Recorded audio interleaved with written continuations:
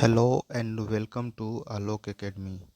आज के इस वीडियो में हम लोग बहुत ही इम्पोर्टेंट टॉपिक के बारे में बात करने वाले हैं, जो कि है स्पर्म। यहाँ से बहुत ही अच्छा क्वेश्चन आता है नीट बोर्ड में, और यहाँ से बोर्ड में आपसे शॉर्ट आंसर भी पूछ लेता है और कभी कभी लॉन्ग आंसर भी पूछ लेता है शुक्राणु के बारे में कि शुक्राणु होता क्या है। तो एक्चुअली हम लोग आज स्पर्म के बारे में ही पढ़ेंगे और इसको देखेंगे, जो कि इसको आज का वीडियो देखने के बाद आपको एक्स्ट्रा कोई भी लेक्चर देखने की ज़रूरत नहीं पड़ेगी।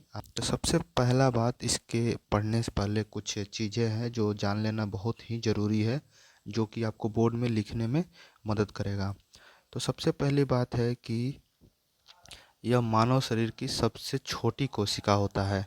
शुक्राणु जो है वो मानव शरीर, जो हम ह्यूमन बींग्स है, उसके सबसे छोटी कोशिका होती है। इट इज हेप्लॉइड, यह अगुणित होता है। तीसरा इसका टॉपिक है, तीसरा बात है, यह सूक्ष्मदर्शीय संरचना है, मतलब इसको हम लोग नंगा आंखों से नहीं देख सकते हैं। इसको देखने के लिए हमें माइक्रोस्कोप की आवश्यकता होती है, उसके बिना इसको नहीं देखा जा सकता है। अगला पॉइंट है, यह गतिशील होता है। गतिशील यानी कि यह मेल से निकलता है और फीमेल तक पहुंचता है, तो इसलिए इसमें गति होता है और यह मोटाइल होता है। इसका फॉर्मेशन जो होता है, इसका निर्माण जो होता है, वो वृषण में होता है। वृषण को अंग्रेजी में टेस्टिस बोला जाता है। ठीक है। अब अगला बात कह रहा है कि शेप ऑफ स्पर्म। तो स्पर्म का शेप क्या होता है? तो यह एक गांठ जैसा होता है, यह एक गांठ जैसा होता है, थ्रेड लाइक, यह एक गांठ जैसा होता है। आगे देखते हैं इसके बारे में कुछ।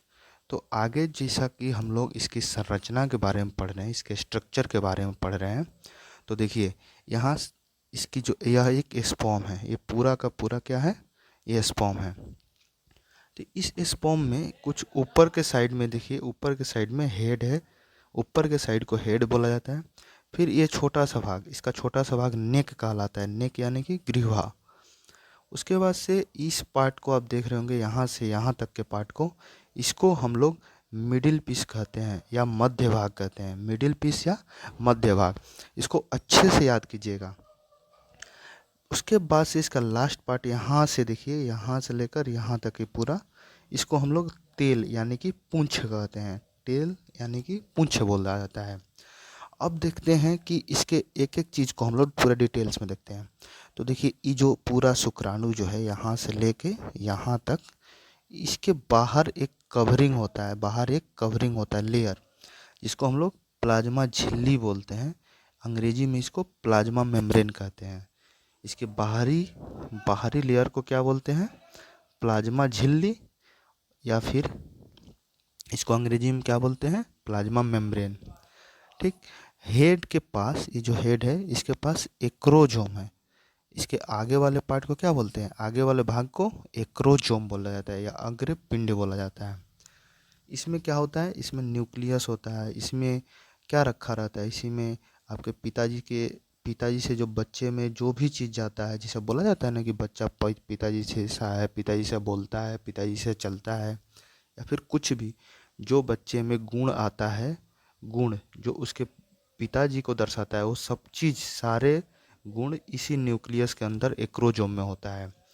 उसके बाद से नेक वाला पार्ट आता है, फिर उसके बाद से मिडिल पीस होता है। मिडिल पीस में क्या होता है एक्चुअली, कि आप देखते होइएगा, मान लीजिए स्पर्म मेल से निकलता है और फीमेल तक जाता है, तो इसको चलने के लिए कहीं ना कहीं ऊर्जा की आवश्यकता होती है। तो ये सारे ऊर्जा मिडिल पीस से आता है, क्योंकि मिडिल पीस में माइटोकॉन्ड्रिया होता है। यहाँ से आपको एक चीज़ ज़रूर पूछा जा सकता है ऑब्जेक्टिव में, कि माइटोकॉन्ड्रिया स्पर्म के, शुक्राणु के किस भाग में पाया जाता है? तो माइटोकॉन्ड्रिया शुक्राणु के मध्य भाग में पाया जाता है या मिडिल पीस में पाया जाता है। लास्ट भाग जो इसका है वो तेल है। तेल इसको मोटिलिटी देता है, मतलब घूमने के लिए, एक पूंछ जो है घूमने में सहायता करता है, इसको चलने में, ऐसे ऐसे चलने में सहायता करता है।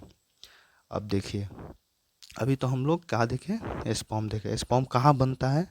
तो विरेचन में बनते हैं, यानी विरेचन या क्या, टेस्टिस में बनता है। तो जो हम लोग पढ़े उसको फिर से यहाँ पढ़ लेते हैं। यहाँ लिखा हुआ है उसको पढ़िए। देखिए, शुक्राणु के पास हेड, नेक, मिडिल पीस और टेल होता है। अभी पढ़े ना हम लोग, अग्रपिंड, ग्रीवा, मध्य भाग और पूंछ होता है। आगे पढ़िए। शुक्राणु का संपूर्ण शरीर प्लाज्मा झिल्ली से घिरा होता है। बताया ना अभी कि उसका जो बाहरी लेयर होता है जो स्पर्म का, वो किससे घिरा रहता है, वो प्लाज्मा मेम्ब्रेन से घिरा रहता है। शुक्राणु के पास लंबा अगुणित नाभिक होता है। शुक्राणु के पास लंबा अगुणित नाभिक होता है। और यह एक्रोजोम में क्या होता है, न्यूक्लियस। आगे लिखा है, शुक्राणु के आगे वाला भाग टोपी जैसी संरचना से घिरा होता है जिसे अग्रपिंड कहते हैं। यही बात यहाँ दिखा देते हैं हम आपको। अग्रपिंड किसको बोला जाता है, एक्रोजोम को। शुक्राणु का आगे वाला पार्ट, ये टोपी जैसा जो घिरा है, इसी को क्या बोला जाता है, एक्रोजोम। देखिए टोपी जैसा है, इसको एक्रोजोम। हेड में ही एक्रोजोम होता है। आगे देखिए, middle piece of the sperm contain many mitochondria which produce energy for movement of the tail. अभी बोले ना, बताया ना कि मेल से निकलता है और फीमेल तक जाता है, तो उसके लिए एनर्जी की आवश्यकता होती है। और एनर्जी कहाँ से आता है, माइटोकॉन्ड्रिया से आता है। एक चीज़ और मैं आप लोगों को बता देना चाहता हूँ कि जो यहाँ एक्रोजोम जो होता है, एक्रोजोम, यहाँ देखिए आप, ये जो एक्रोजोम होता है इसके पास से कुछ एंजाइम होते हैं,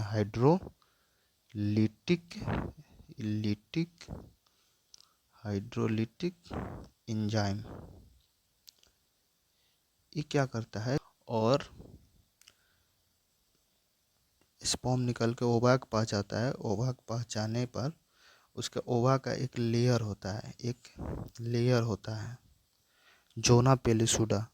तो यहाँ पे मान लीजिए ये स्पर्म है, ये एक स्पर्म आ रहा है यहाँ, तो इसके एक्रोजोम पार्ट में हाइड्रोलिटिक एंजाइम होता है जो इस जोना पेलिसुडा लेयर है इसी को अलग करता है और अंदर घुस के निषेचन करता है। ठीक है, तो इस बात को भी आप ध्यान रख सकते हैं। तो आज का वीडियो इस छोटा सा था स्पर्म के स्ट्रक्चर यानी कि शुक्राणु की संरचना पे। आगे फिर हम किसी अलग वीडियो में मिलते हैं, तब तक के लिए आप फॉलो कर लीजिए हमें और सब्सक्राइब कर लीजिए। और वीडियो अच्छी लगा हो तो लाइक भी कीजिएगा। बहुत बहुत धन्यवाद।